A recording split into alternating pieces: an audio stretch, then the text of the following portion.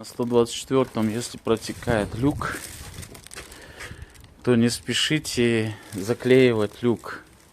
Основная причина — это вот такая трубочка стоит на каждом углу.